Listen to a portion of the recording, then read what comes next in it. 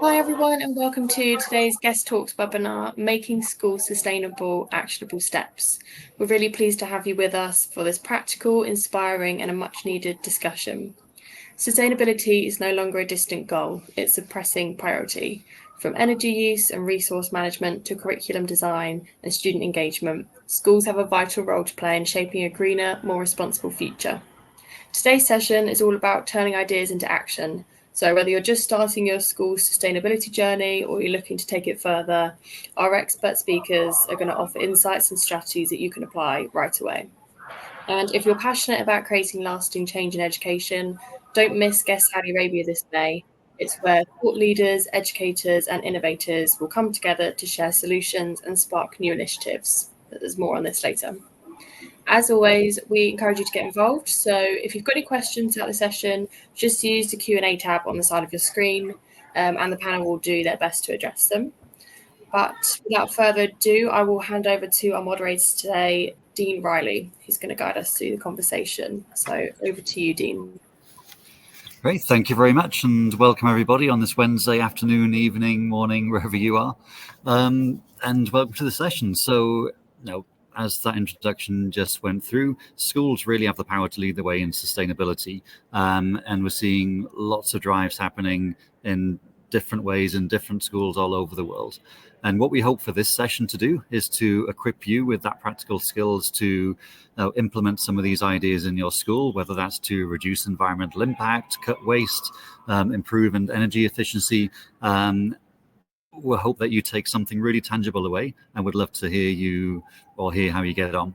So within the session, we've got a whole bunch of experts from around the world, and we want you to learn from these experts and how we can make that real difference. So we'll start off with a couple of quick introductions. So I'll go around from my list first. So we have Anna Romero, who's the head of sustainability at Wellington College in the UK, but also works across Wellington schools across the world. Ed Moore, who is a primary school teacher at Green School in Bali.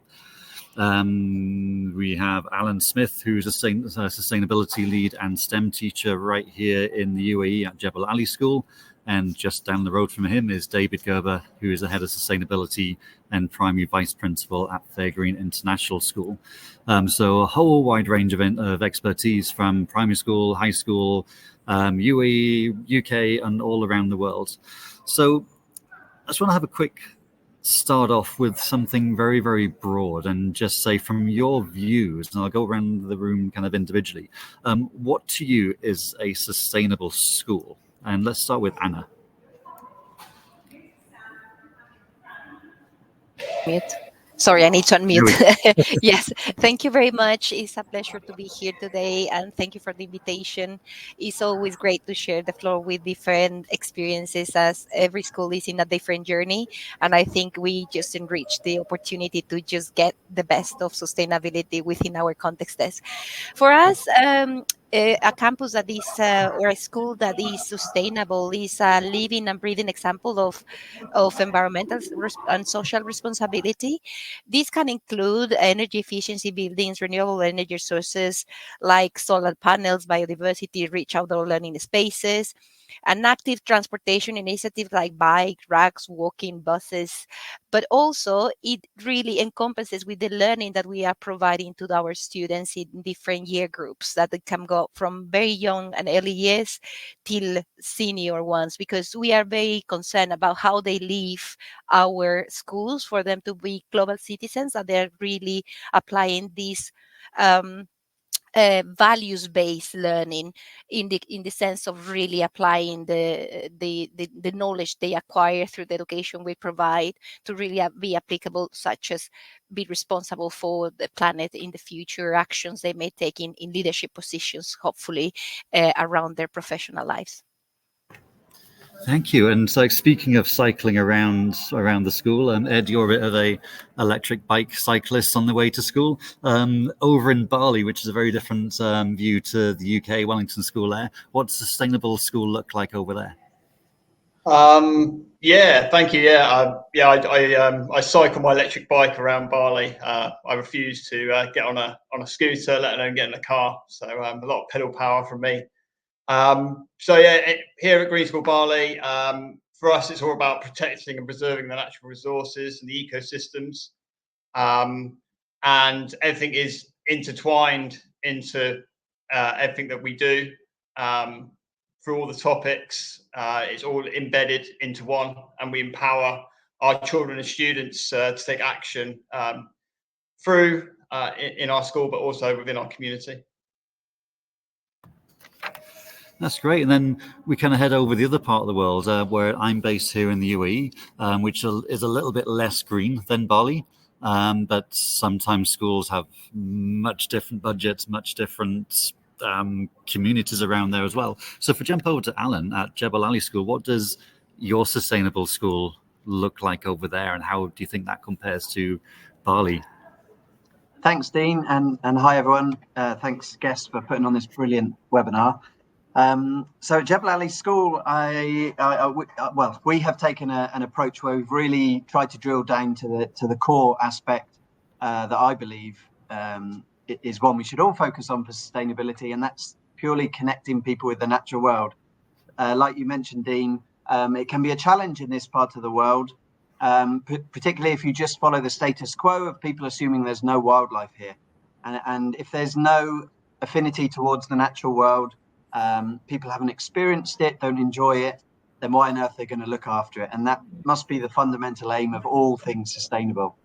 So whilst there's amazing operational things we can all do as schools towards sustainability and behavioural changes, I believe it starts with inspirational sustainability. And I think that's where we're focused at the moment, trying to inspire parents, partner organisations, staff, and of course all of our students, to inspire them about the natural world and build up from there in terms of changing behaviour, changing operations.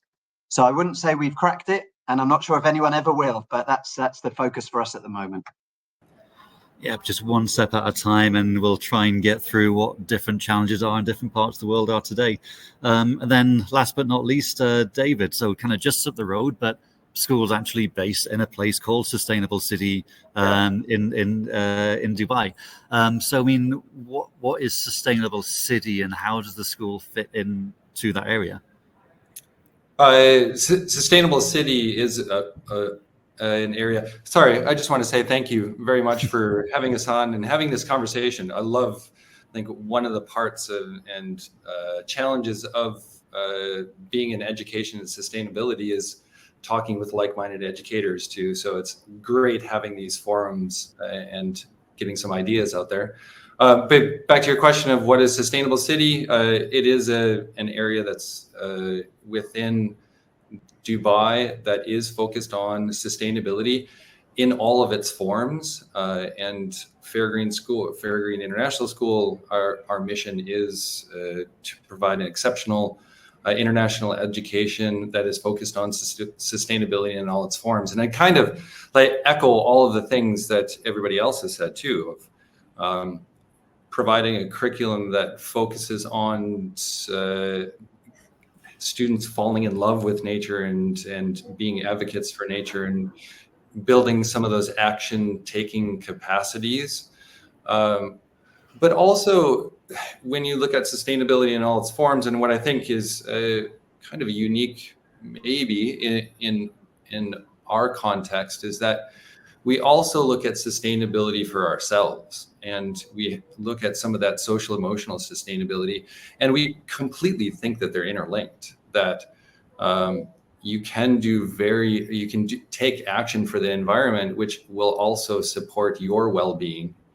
And then it's kind of like this great cycle of, oh, wow, I just feel like I'm part of a society and I can take action, and now it's great for me, and now I'm going to take more action to support other parts of the environment. And and that's one of the things that I've learned even of coming here. I was always really just focused on the environmental aspects, but now having that social emotional aspect in it has just kind of raised the bar for me, and I think our community here. Yeah, and it really, really helps just especially get kids to connect with that world around them, which can be difficult to do, as Alan said, in Dubai. A little bit easier in other places. I mean, with the school being in Sustainable City, do you feel that the community, it's easier to kind of get these ideas off the ground because the community is already in that right mindset? Or is it Sustainable City just by name? Yeah, 100%. The culture and the ethos is already here. I mean, they have part of the community is if you live in the community, your kind of your social responsibility is to go and patronize the rest of the businesses that are in the community as well. Like that's kind of this unwritten rule within that community. I mean, most of our students cycle to the school. We do have all of the consumption data that's up and visible to our students and to the rest of the community. And that's kind of an expectation. So when we aren't living to our mission, our parents and the rest of our community can kind of call us on it, and we're like, oh yeah, you're absolutely right, and we need to do better. Yeah. Okay, great. And Anna, I mean, so Anna, you've just come back from a trip to the Wellington College, China, and you are across all the different Wellington schools across the world. So I guess you see sustainability acting differently across the different schools and different challenges depending on the different region. Do you see anything which is like a main difference or even a main commonality between the different schools that you work across?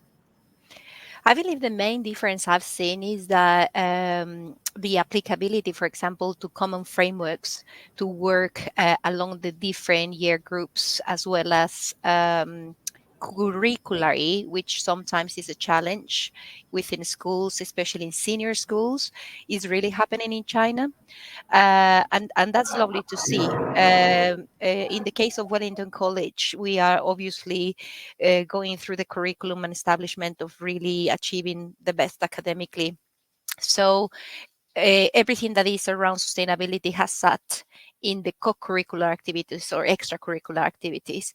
However, we have been lucky throughout the years to really complement what teachers are teaching in the curriculum, which has been an enriching experience for students. And we have been expanding collaborations in between departments in the benefit of project-based learning for students. And as such, for example, I can tell that whereas in our case, it has been co-curricular in China, it has been very much about within the curriculum that they have embedded, for example, frameworks such as the Sustainable Development Goals, that I'm looking at Alan's background, which is great. And that would be, for example, my main highlight, that whereas sometimes it's not much flexibility in schools, that doesn't mean it's a barrier. And whereas in other schools it's really embedded, that's what I observed, for example, in China, in our family of Wellington. The other aspect is that there is lots of interest, not only in embedding this kind of new sustainability culture, but to look at it as an area, for example, that can cover other issues such as climate education or climate literacy, that is going a bit more punctual to the current needs that we are confronting in the education field. Whereas, for example, probably in our other schools is a bit more challenging. But what I can share with the audience is that that doesn't mean that it's impossible. It may take more time to make those changes and to build that sustainability culture, but every environment and every international context has very good opportunities. And I would strongly recommend, for example, the Sustainable Development Goals framework as one of the main ones that can help us in schools from the operational side, but also from the educational side. Right, thanks for that. And it's really clear that sustainability is a big drive across the world, everywhere that we go, and different schools are in very different positions of impact.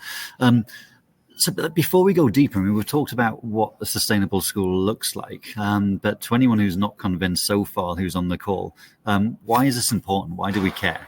And I'll leave that one kind of open to anybody. So why are we bothering with this? Why are we doing this big push towards sustainable schools? If anybody feels that they have an answer. Yes, Alan. Yeah, I'm happy to jump in here. I mean, there's a very obvious answer about, they are the future of our planet and of our species, and therefore, a fundamental focus for us all. But I think there's another reason as well. It's the beautiful interconnectedness of the education system. This call sums it up. I've just been looking through some of the messages from countries like Kenya, Bahrain, USA. There's people from all around the world on this call with a common purpose for a more sustainable, abundant future through schools. And might seem a little off track, but I recently had a call with the founder of Times Table Rockstars, a gentleman called Bruno. And he was telling me that Times Table Rockstars, who I imagine most people listening have heard of, probably the biggest ed tech company in the world, or at least one of the most successful, they've never spent a single penny on marketing because of the interconnectedness, the shared vision and word of mouth that can happen through schools. So I think there's a real powerful potential for us together to work on this and make a huge difference quickly. Yeah, I think you've hit the nail on the head there. That interconnected. I mean, schools have been doing STEM, STEAM, STREAM for years now, so it fits exactly in with what schools are already doing, but maybe with a bigger cause. Dean, may I add very quickly Absolutely. to Alan's observation about the beauty of education being one of those areas that really integrates and needs to highlight, for example, as well, in our case, we have followed very closely the international climate negotiations. And for us, it's important to understand as well what kind of agreements and policies are being taken by governments regarding education. And it's important for us because it's how we are really delivering education within our schools, but it's also how those policies shape what we can teach or what we are teaching to really empower the future generations of the world. And that interaction is so important, that intergenerationality that can exist in between teachers and students to facilitate knowledge, to really integrate this experiential learning that can happen uniquely in the schools. And one of the main areas that is touching this, and is so important for us as teachers and educators to know that exists, is Action for Climate Empowerment. That these most of countries are signatories of this international agreement, where education is one of the pillars that is there for governments to shape their policies. And I believe our duty as educators and teachers, and why is this relevant, is precisely because of that, because we should really be reflecting the international efforts that are happening, and sometimes it's the classroom that this needs to really be happening, and not only in the national or international sphere or areas. Yeah, and sometimes changes in government policies can then take time to then implement into the classroom too. So there's always that big bit of lag between what's happening in the world and what's happening in the curriculum. So I mean, let's delve into some of those ideas even more about how do we actually put this in, how do we actually build this into a curriculum when the world is constantly changing outside? How do we do these cross-curricular links?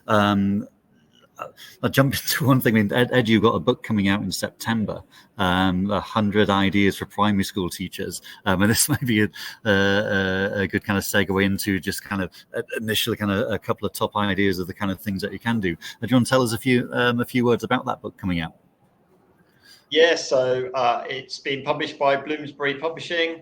It's for primary school teachers across the globe, giving them some top tips of how they can start their environmental journey, but also carrying it on. And it's themed around the 10 environmental topics based upon sort of eco schools, the Foundation for Environment Education, who run eco schools. And it just goes through each topic: water, waste, gardening, transport. Goes through each one, giving sort of 8 top tips of each one, and then some at the end. There's some organisations that schools can assign to help support their work and carry it on further. All right, so I think I just saw a question there about where can you go to get examples of best practice from Mohammed there, and we've got one there, 100 reasons or 100 things that you can do in your school. There's a good plug there. So I mean, if I go over to like other schools, I see a lot of schools in the UAE on this call. So maybe David, in terms of like the school ethos, then what school within Sustainable City, what have you what has the school done to kind of help kind of drive that ethos through, so it goes through every single classroom, every single year group, and reaches everyone in that school community?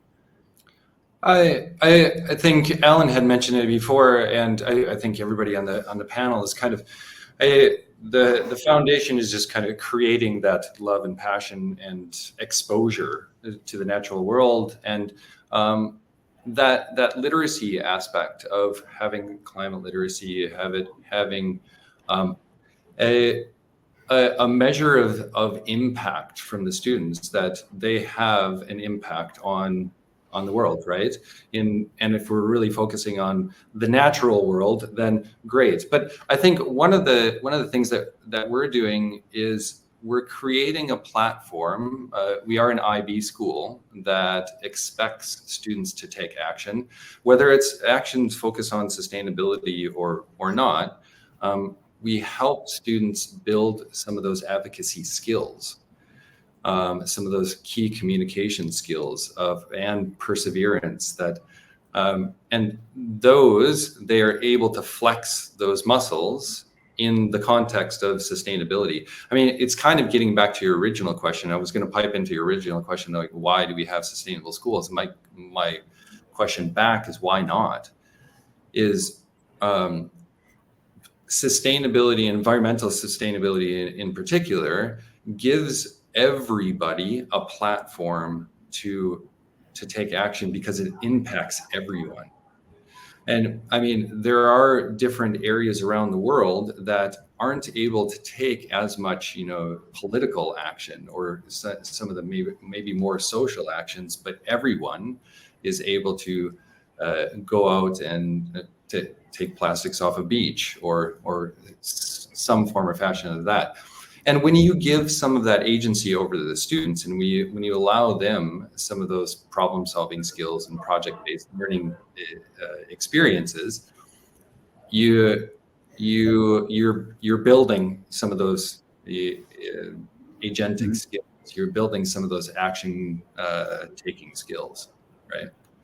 Yeah, no, absolutely, and giving students the feeling that they can actually have an impact, because it can be. The more they learn, the more information gets put out in front of them. The more. I was on a panel yesterday about climate anxiety in youth, and it's fascinating some of the learning from that. Where the more that we're sharing, the more information that we're giving out about climate change, the more anxiety and shut down some students can be. So to give students an outlet of things that they can actually do, even if it just makes themselves feel better, all the better. And Alan, back in the UK, you ran the rock pool project. And that's a little bit more difficult to do out here where there's not really rock pools in the UAE. But you're being involved with quite a few initiatives, especially with us at Expo City, and yourself doing bioblitzes. So a bioblitz it's a way that anybody can be a scientist. So can you tell us a bit more about what a bioblitz is and how people can get involved with them? Yeah, of course I can, Dean. Thanks for the opportunity to talk about something I love and live and breathe for. But, I'm yet to meet anyone who doesn't fall in love with the opportunity. And 10 minutes before this call, David was saying that his school at Sustainable City have just launched a BioBlitz at their school, which was really exciting to hear. And I know at Expo City, we're bringing students over next week to join in. Essentially, a BioBlitz is a race against time to find and record as many species of living things as possible in a certain location over a set period of time. It's nothing new. Back in the day, it would have been done with a notebook and a pencil and a guidebook, a magnifying glass. But these days, we're lucky enough to be able to use AI and free apps that are out there. And it's something we've brought into Jebel Ali School. You mentioned the rock pool project. Some people might call it tide pooling. It's those little pools of water that the tide leave behind on the beach, which are like mini oceans packed full of wildlife. And in the UK, a few years ago, I co-founded an organization called the Rockpool Project. And essentially, it was to do bio-blitzes as a community and just get people out of the house, away from devices, and to start sharing the joys of nature. And it's been incredibly impactful. And now the Rockpool Project is going UK-wide. It's got some significant funding from an energy company. And we're now doing that over here. We've been doing it at Jebel Ali School for 1.5 years to try and get the whole community to join in. It's a great collective way to build community spirit with a common purpose of looking for wildlife. And as you mentioned, it's as simple as taking photographs. And I wrote down actually what you just said, Dean, about the fact that it's a great opportunity. I've never really noticed this, because I know the power of bio-blitzes, nature connectedness, community. But actually, once you give people the opportunity and to facilitate them so that they can simply take a photo of something that's on their balcony or in their garden, you are inspiring them by giving them the chance to make a difference. Because a simple photo used in the right way on something like the iNaturalist platform contributes to real citizen science, which can be used for research into biodiversity changes, climate change. And it's a powerful thing that I can see is coming like a big wave across the world now, because people are realizing its power and its fun. Yeah, and you just said, I mean, it's not just taking a photo of something on your balcony. It's actually going into the iNaturalist app, and it's allowing scientists, researchers to track what's there in the world and what's there in particular areas. And the BioBlitz that you're part of next week with us is part of the, I've just forgotten the name, has gone off my head, the City Nature Challenge. City Nature Challenge, thank you. And this is happening across the world. So anybody on this call, no matter where you are, you can get involved in the City Nature Challenge next week. You can join as Dubai. You can join us on BioBlitzes at Expo City, or set them up around yourself. It's literally as easy as setting up or getting iNaturalist, taking photos and logging them. And it can get quite addictive, can't it, Alan? It absolutely can, Dean. And in fact, if you don't mind, I'll just add something else. Because what we've done here at Jebel Ali School, we've sort of pioneered with a new social enterprise that I'm part of called Nature Wave, where we've actually tried to turn BioBlitzes into a game. Because as we all know, gamification, competition adds a new element to anything. And we've seen, when we've been tracking the impact in terms of numbers and wildlife observations recorded, it's gone through the roof. In fact, to date, Jebel Ali School hold the record for the 3 biggest wildlife events of this kind ever in this country, simply because we use the Nature Wave custom-built web app to hook into iNaturalist, gamify the whole idea. And, for us, it's been a game changer. It's really kick-started that inspiration to hopefully change behaviors and then operations in the future, long term. Awesome. So if we move kind of back into schools now, and iNaturalist kind of out around the landscape and seeing what's around. If we move back into schools, there's been a couple of questions that popped up about SDGs, and when I go visit schools as well, you'll always see the SDG boxes hanging from the ceilings. Students talking about SDGs, sometimes correctly, a lot of time not correctly. So there's different ways that you can structure this within your schools. SDGs, can put things into buckets, or even planetary boundaries help you actually, quantify things. How do you, in your schools, the kind of another open question, how do you structure how you deliver sustainability? Is it just through kind of after school clubs? Is it embedded in the curriculum through SDGs, through some other way? I'm interested to hear any ideas. I can start with maybe a learning from that. Mm-hmm. Is that I feel like when the school opened, which is 8 years ago, SDGs were kind of the foundation, right? Every grade level, every class is going to work on and develop sustainable goals, right? Mm-hmm. But they were extremely difficult. They were extremely difficult for kids to really grasp and handle, right? So I think we went back to here are some of your action taking capabilities, and started building some of those capacities for doing local actions. And then once that we develop those abilities to go out into your community and provide some kind of support, then we qualified an SGD on top of that, so that they really understood that what you're doing does help in some kind of sustainable aspect. And then at some point, we then flipped it, where then now that you have a whole toolbox of action taking capabilities, then now let's start looking at what the society really needs. And in our local environment, in our local community, what does it really need? So we have this act local, think global, and so it's great that we have the sustainable city, and the whole sustainable city is really focused on a lot of the SDGs as well. But it took that little bit of learning for them to have the ability to take action before they got deeply into the SDGs. Yeah, and it's great to put that context there before you then introduce this new framework, because it's very easy just to teach a normal lesson and just kind of plaster an SDG onto it, and the kids kind of have heard of SDGs, have seen it, but they don't really understand the ideas behind it. I can share our experience, Yeah. and probably it's a good beginning, because yes, the conceptualization is quite a challenge. In our case, as I say, sustainability is not part of the curriculum, because it's really packed. However, it's part of global citizenship. So we frame it within action learning, and it's very much starting from the beginning. Really, we decided to create a SDG course for our younger year group, that is the one that are year 9, to understand the relevance of these topics and how they are applied locally. We have, through global citizenship, a very strong connection with our community, where every Wednesday compulsory they go and do actions locally.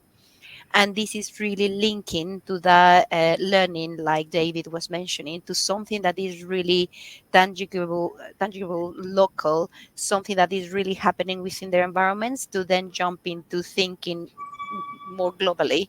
And precisely the students that are more active through a sustainability committee, they decided to identify what Wellington College wanted. How was Wellington College visualizing the sustainable development goals?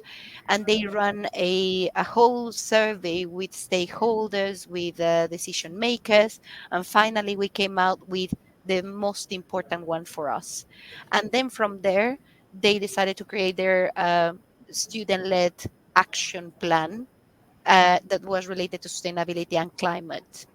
And through different batches, these students have put the actions that fulfill that plan, and then they have been made themselves accountable, creating a sort of reporting tool, where every year they report back what they have achieved, and it can be with that perspective of local angle of learning. So it has been a very interesting journey for me as well in the learning. Yeah, that's interesting. So completely student led then. Yeah. And they're then dictating how that's put into the curriculum, or are they monitoring it themselves? They monitor themselves, but very much, for example, if they are keen in linking it to subjects, they can really do it. So, for example, students that are more interested in politics, and because we are an IB school, they have linked it to create, for example, exercises such as creating a mock COP in preparation for the COP, that is the International Climate Talks, that is a big one. So they create that mock-up to fulfill the assignments that they have as part of the IB in politics. And they take the opportunity as well to interact, for example, MUN society, that they are really well knowledgeable about this program, together with students that are not really understanding that model. So it has been a very nice way of interacting, as well as year groups that are having some kind of connection to identify future projects. So the SDG schools, the third form, that is the year 9, they get to create at the end these very local perspectives projects that are then supported and mentored by our senior students that are taking these kind of initiatives. And many times it is implemented in subject-based like homework or activities that they may have. But it's 100% student-led. That's amazing. So then there's everything from these kind of wide range thing just to kind of get students engaged, like bio blitzes, right through to student-led project or student-led initiatives within the school of linking SDGs, all the way up to was speaking before with Anna about how you're implementing kind of curriculum about learning scope 1, scope 2, scope 3 emissions, which is then what everyone's talking about in industry. Can you tell us a quick moment about how you managed? Yeah. Can you hear me? Yeah. Yep. Okay. Yeah. So basically, it has been a very good team effort in which we see sustainability is not only one person to start with. That is part of the learning, but we have to provide as well the environmental context to align with what we're trying to do. And we still a way to go. I mean, it's not easy. Not like Ed's school in Bali that is so green and it has this really immersive environment. So we're trying our best, and it was decided then that areas such as operational, catering, domestics, finance were aligning with this. So we decided that the school was going to be doing scope 1, 2, and 3 to really gather all this data that was going to help us to measure our carbon footprint. But we made students part of this process as well, in a democratic exercise for them as well, to have real data in which they use the school as their main laboratory to run these projects precisely. So if they are keen and interested in reducing food waste, that it seems to be a common challenge for many schools, then we work together with those teams, and then we try to facilitate that learning for exercises that are real world. Many times they may fail. Oh, that's excellent, because they will learn from the reality when implementing projects that sometimes you have to be very creative and apply system thinking. So a very important element that we as facilitators are using the Principles Education for Sustainable Development, ESD, is precisely facilitating that learning. And many times the students see that straight line, but they don't see that this is systemic. So system thinking form a very strong part of what we teach for them to get the taste of this reality. And is part of this democratic process, really working along with these very technical tools that are facilitated for students to have access when applying their project-based learning. Yeah, that's really incredible. Thank you for sharing all that. And yeah, using data from the school to measure emissions, different scopes of emissions. David, you mentioned earlier about some kind of tracking of the school or monitoring energy from the school. Is that are there some parallels there that you take in your school? Yeah, I mean, I'm just seeing something coming in from Marshall in about data collection and how to use and kind of utilize some of that. I mean, it kind of gets back to its real world data. And I mean, as I'm listening to Anna, I'm listening to all these experiences that the students are having that are so high quality experiences that are related to a sustainable world. But if I'm an educator that's kind of coming from a normal, I'm going to put that in air quotes, normal class, I'm also thinking, oh my gosh, how do I fit that in with what I have to get through with our common curriculum or the typical curriculum? And data is maybe a really good example, is that, yeah, I mean, you have all of the measurement and data handling requirements that come from the curriculum. Why not use it for sustainability? Why not use it for something that's real world and helpful to understand for students to be able to digest? And yeah, I mean, that's kind of what we do here, is that we do have consumption data of how much water that we're using on campus, how much electricity that we're using, and we have it in comparison to different areas of the school. And I mean, I'm hoping that we're talking to a wider audience here that maybe doesn't have access to all of that data, but students do need to analyze data. So there's so much data that's out there that's related to sustainability of, I'm spacing on things that are readily accessible besides like water that's rainfall in your area, but also things that are being wasted in your community or consumed in your community. How many pencils do you go through in a class? Or grade 4 is going through an inquiry of how many pencils and erasers that they use and consume in the class. I guess you don't need a fancy data dashboard of solar generation or water consumption. They can track anything. Yeah, 100%. And if you're coming through the lens of to sustainability and being responsible consumers, there's tons of data that you can use. Yeah. I want to jump back to Ed for a second there. So, I mean, you've been at the Green School Bali for many years now, kind of building it up, building the eco curriculum up pretty much from scratch. How did you get there? So, like, from that beginning, what was the first thing that you did to get sustainability into the curriculum? First of all, start with sort of project-based learning, inquiry questions. That really sort of hooked everybody in and tried to make it understand that everything is interlinked, and making sure that it wasn't a bolt-on, that it wasn't anything extra, that every lesson, every subject was went through the inquiry question like a golden thread. So you had your maths in there, literally it's all connected with that inquiry question. So for example, at the moment we're doing how can we keep our oceans looking beautiful? And we've literally intertwined everything for our maths, our literacy, our art, DT, everything is interlinked. And what is even more fantastic is that we've managed to get other grades involved too. So there's grade 6, they're doing something quite similar with the oceans, and grade 12 as well. So we've all sort of like come together to collaborate on sort of the same question.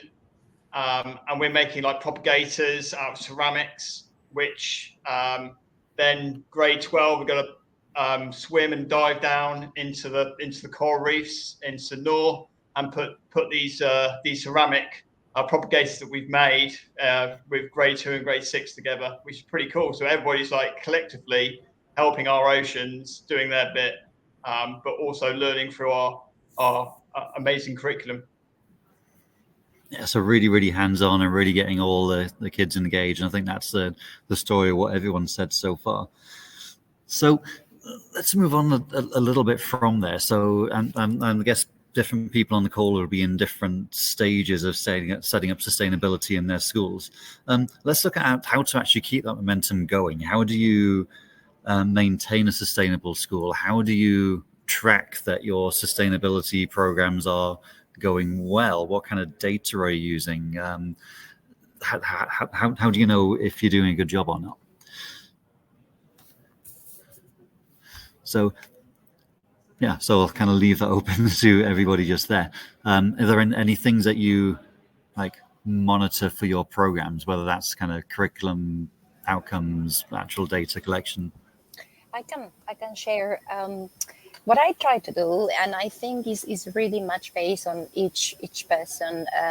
Like when you are leading sustainability, many times you start with this because it's your passion, because it's really what drives you to do, and sometimes is the pressure of really delivering other activities along with this passion that sometimes really is challenging to measure progress or to really keep it like accountable.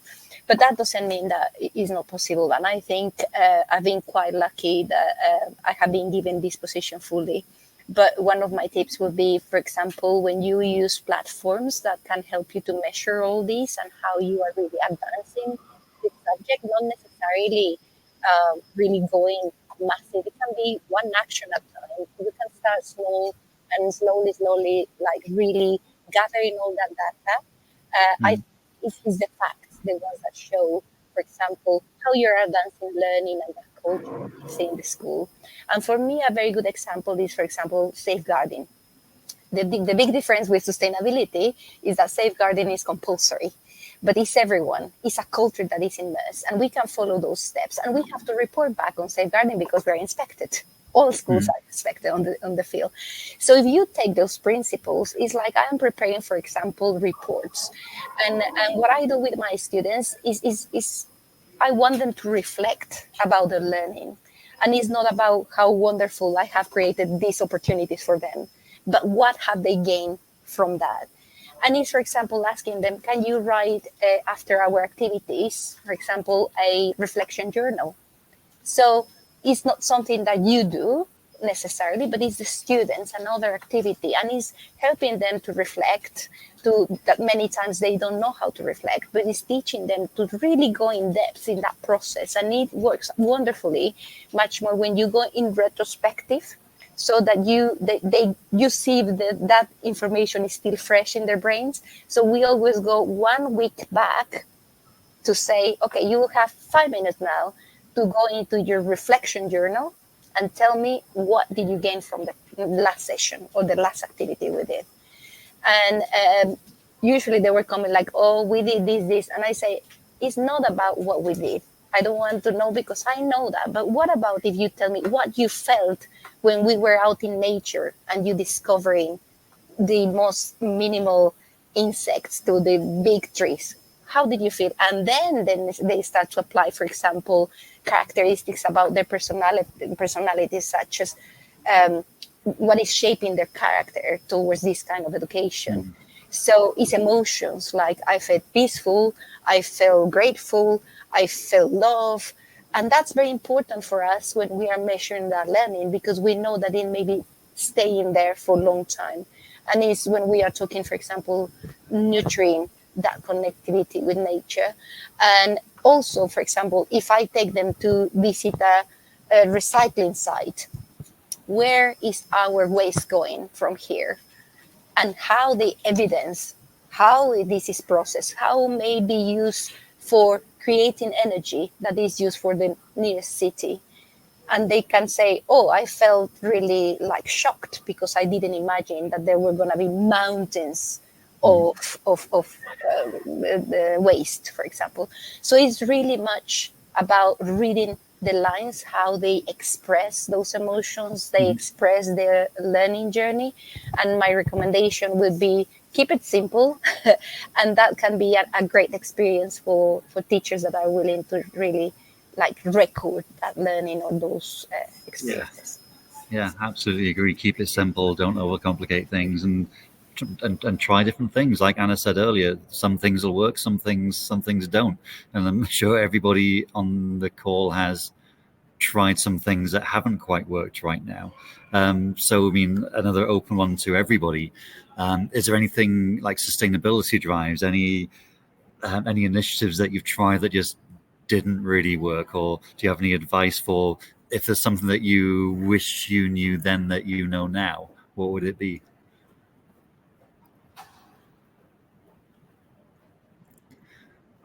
Well, everything I'll worked. add a very simple answer, which wouldn't surprise me if people right around the world watching this agree with. One of the big challenges is time. As teachers, I'm not sure how many of us in this call are full-time class teachers or middle leaders or senior leaders. Time's always a pressure within education, I believe. So I think it's great that some schools now have sustainability leads, have sustainability teams, eco councils. It will be wonderful to see schools and organizations allocating paid roles where people don't have other responsibilities. It is fundamental to our future existence and the existence of our planet.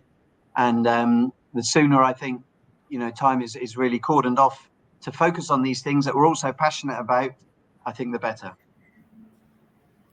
Yeah, I think you've touched a nerve for a lot of people there, and that kind of leads into my next topic about how do you get that, like, as a sustainability lead at a school, even if you just need a couple less hours tuition time, how do you get that stakeholder buy-in from schools, from senior leadership? Has anybody faced any challenges with those kind of things before, even just kind of getting budget for this material that's more sustainable, more expensive versus that one? Has anybody got any insights for any of that? Yes, Ed. Yeah. I've experienced it firsthand many a time. From the top, you want, you come up with what you think is a great project, and then you go to your principal, and they say no. You go to finance, they say no too, and then you've got to try and convince them. And I always think that pupil power is a lot. Getting the students to lead from the front, and get them to ask, get them to go and put a proposal in, because if they believe in it, and they trust in it, then it's very difficult to say no to a child, to say no to a student, isn't it? Yeah, I've always tried to, and through my teaching, I think it's always really important that we get the pupils to lead from the front and make them the leaders. I'm like the affiliator. I'm like the coach, I suppose. I coach them, but then they're the ones leading on it. And I think that's always worked in the past with me, to try and get more, get my principal more involved, and the trustees and the governors to help support the work that we're trying to achieve. Yeah, sounds like a long road.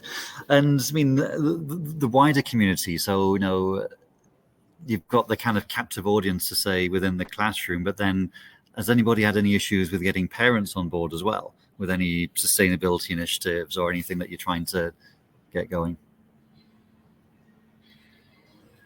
Or you found generally kind of when or everything that you're doing, student or parents kind of are in that mindset anyway, they follow it, they believe in it, it's not an issue? I can add to that, if that's okay, very briefly. I believe in my case it has been a bit challenging, I recognize. However, when I visit the schools in China, it's very interesting how some of them have implemented representative groups where parents are leading the topic. And it's very interesting that those parents are themselves, for example, owners of certain kind of businesses that are trying to eradicate fast fashion, for example, which is very interesting for China because it's really challenging. It's one of the main polluting topics. So it has been a very smart way to integrate expertise when you really acknowledge that that parent has the possibility to provide that knowledge to the school and so on. So yeah, just that experience. If I can just maybe contribute a little bit, I think we don't have those questions from our community, primarily because we put it to our parents upon enrollment. We say that the sustainability is a big part of our ethos and our culture, and we make it really clear that if you come here, this is what you should expect from us, and please hold us accountable, and this is what we're going to expect from you. I mean, the next part of that is, if it's not part of that culture, and if it's not part of the ethos and mission and vision of the school, how do we as a community help to get it into the school? And I would say that any school that doesn't have an aspect of sustainability, and I'm going to challenge schools out there, anybody that doesn't have it as part of their ethos and part of their culture is kind of going to be left behind, because it is an area of focus. Even like I would say, living in the UAE, I've when I first got here, especially, did the culture of sustainability, was that part of the national agenda? No, it wasn't. But now, even from the national agenda point, it is part of our inspection. and it's becoming more and more relevant to every school, whether you're on board right now or not. Within the next 5-10 years, you're going to have to be. So plan ahead a little bit there, and think about how it can be built into the ethos of the school, or else, let's not leave those schools behind. Yeah, and I think you're quite right. Once it gets into like government initiatives, and it's not just my teacher at school saying we do this, then parents have to be on board. I guess in there. Cool. So I mean, I feel we can keep going for a long time, but I'm also conscious of time and to leave some time for Q&A at the end. So, before we jump into that Q&A, then we've so far looked. I mean, the common theme across here is that to get sustainability into your curriculum, students need to be involved in that. Involved in the planning, involved in the delivery, need to be hands-on, they need to relate it to the outside world. And there are so many different things that you can do inside and outside of the classroom to do that, whether that's bio blitzes that you can do absolutely anywhere, or buying Ed's book with all the other ideas in there too. So let's jump into a couple of these questions. Actually, before we do that, why don't we kind of go around the room, and if there's one piece of advice you would give to somebody starting up a sustainability drive within their school, what would it be? So one piece of advice for anybody starting up sustainability in their school. Let's go around the room. Can we start with Anna? Yes, of course. Well, I would say, first of all, sustainability is not only one person. It's everyone, as I mentioned. So if you could see this as a more formal role within schools that is acknowledged, that is given time, and it's not only ticking the box, that would be very important. In the UK, we are lucky now that the Department of Education has created a whole strategy around sustainability and climate, where the recommendation is to have a staff representative role on sustainability.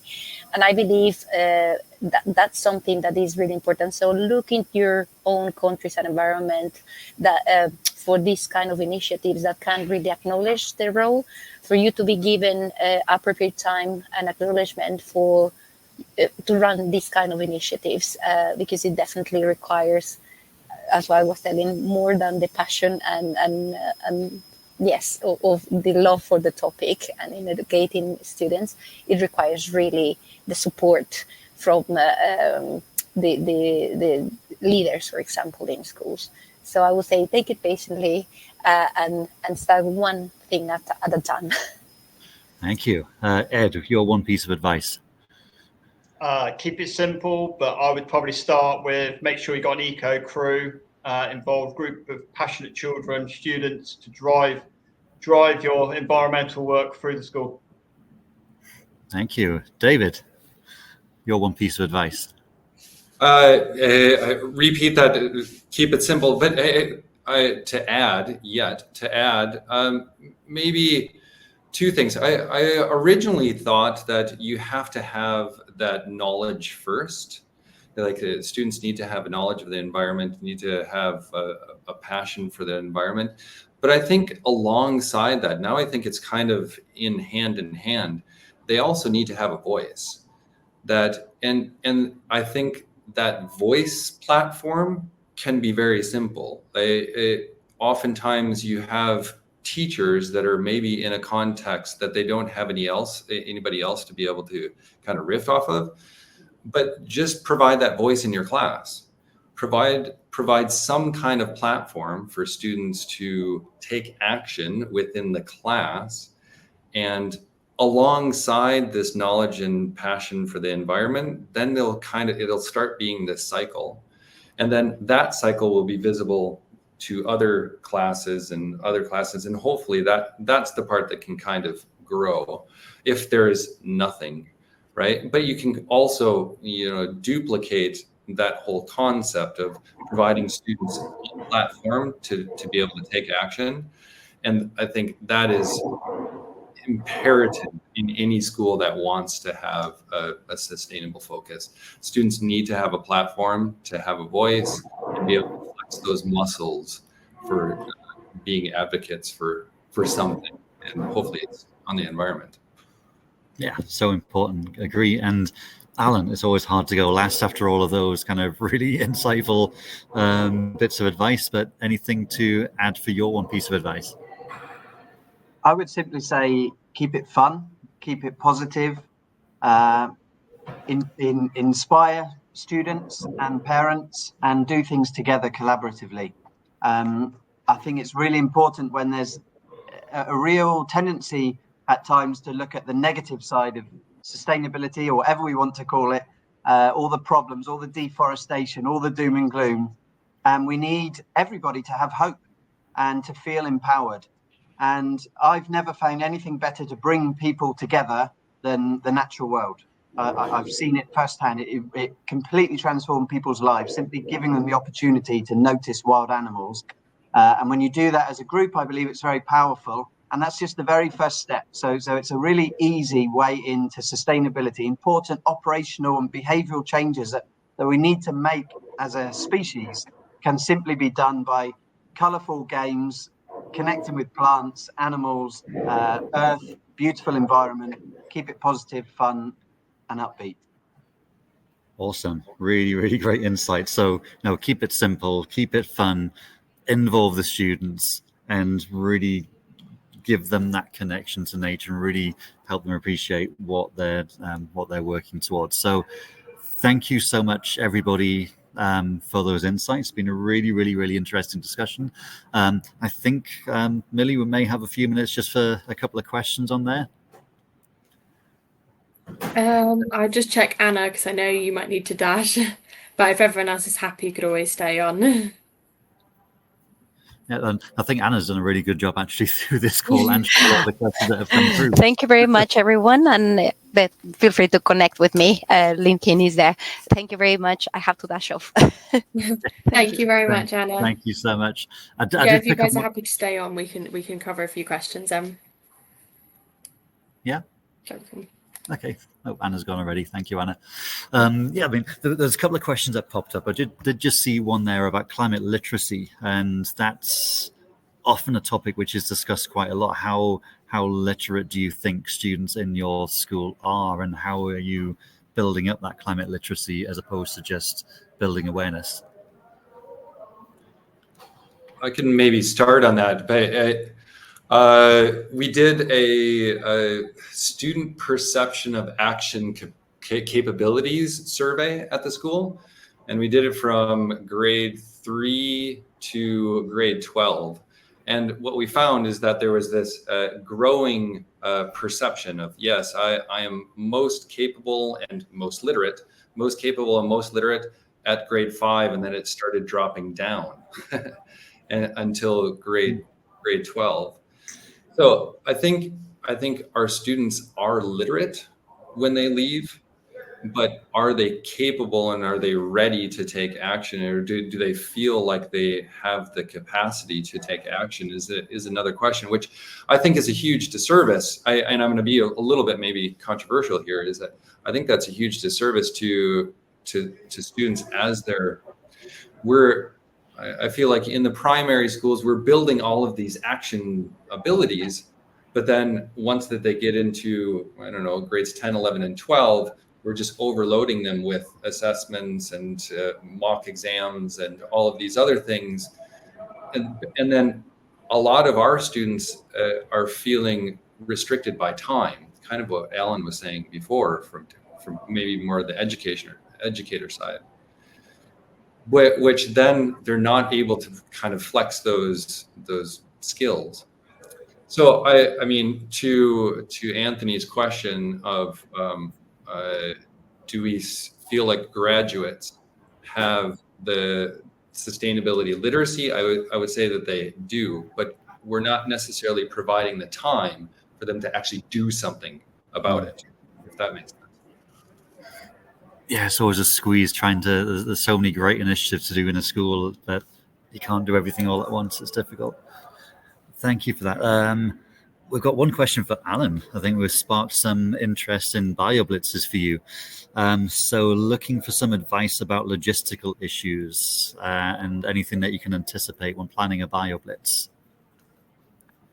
Yeah, thank you. Interesting question. Well, I've learned a great deal over the last year and a half.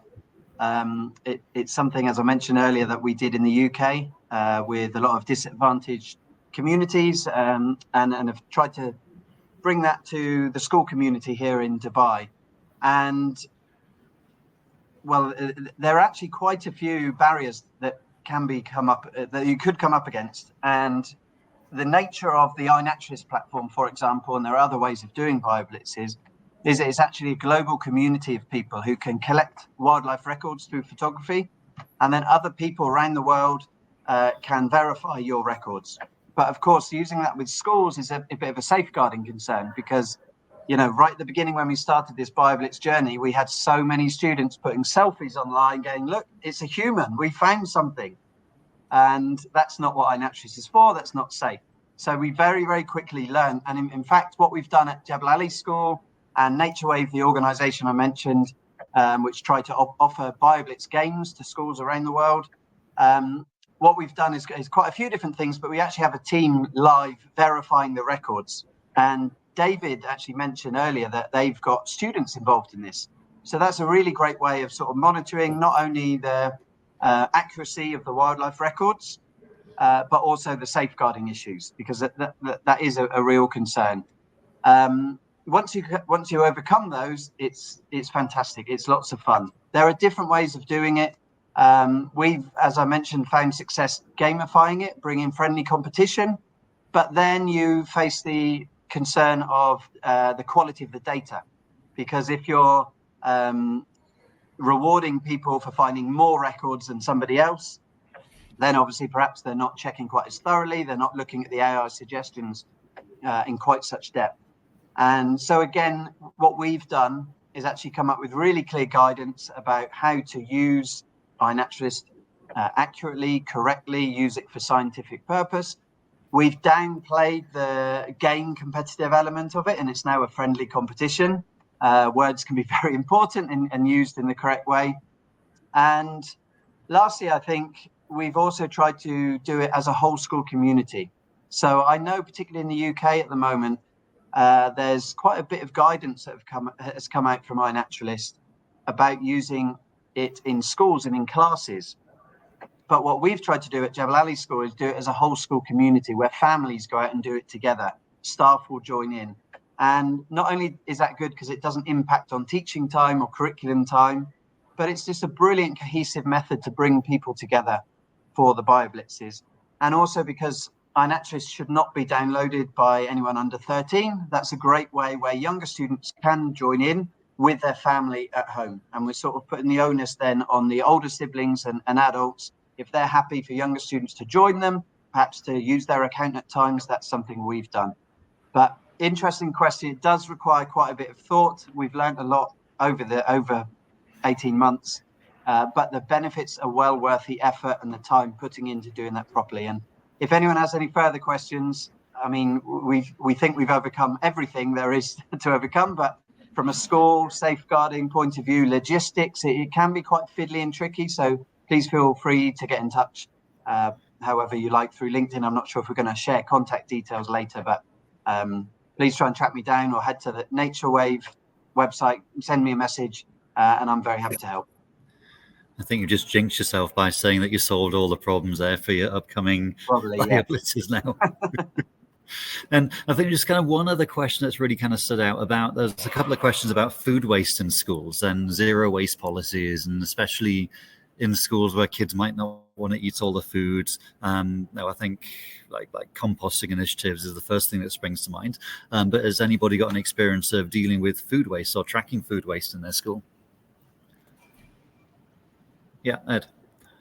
Yeah, we had an inter-class competition. We weighed the food waste for the first week in like grades, and then we took the amount, and then every week our crew, sort of our eco crew, weighed food waste on the same day each week, and then they worked out the difference to see how much they improved the waste over time. And there was lots of competition between the staff and the students to see who could make the biggest difference, the biggest impact.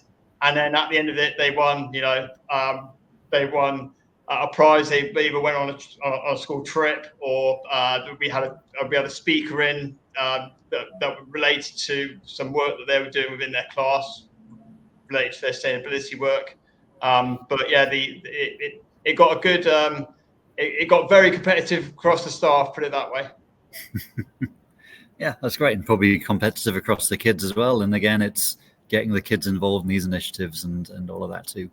So I think that's all the questions. I think we're kind of well out of time. David, you got something else to stick on there? Oh, right. I'll try to make it brief. I'm never very brief. But because we're going through, we've been wanting to add a food waste program to the school for, I think it's like 2 or 3 years now, and we've never really got it right. We've started, then we've stopped, then we started and stopped again. I'm going to do a little bit of a plug for a UAE-based company called the Waste Lab. Now we're working with them, not necessarily a paid service either. But what happens now is that we are separating food scraps, which is anything that's uncooked, and that is being composted on campus. And that's something that the students are really, really excited about. Like, I was actually really surprised. Once that we got the program going, they're just really excited about putting as much of their food scraps into a spot, and then we have a rooftop garden, and we take it up to compost and contribute to the rooftop garden. But the other part is the food leftovers.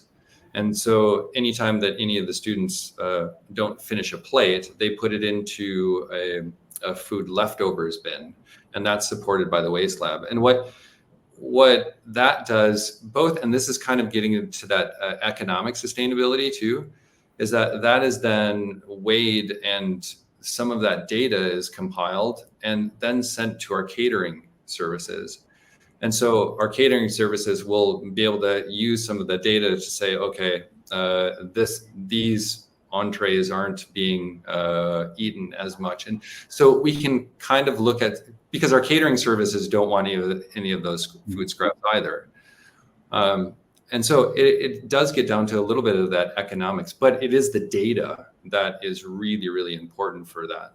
I mean, the food scraps, which is totally student run and also by our support staff, but the leftovers is that makes good business sense, right? And again, super. I think it's been really successful, and that's only been in the last 2 or 3 months that we've been getting it nailed finally. Great, thank you so much for that. And I think then I'm feeling Millie kind of looking at us. I don't know how many people are still on the call, but thank you again so much, everybody. It's been a really, really good discussion, and I hope to keep the discussions going.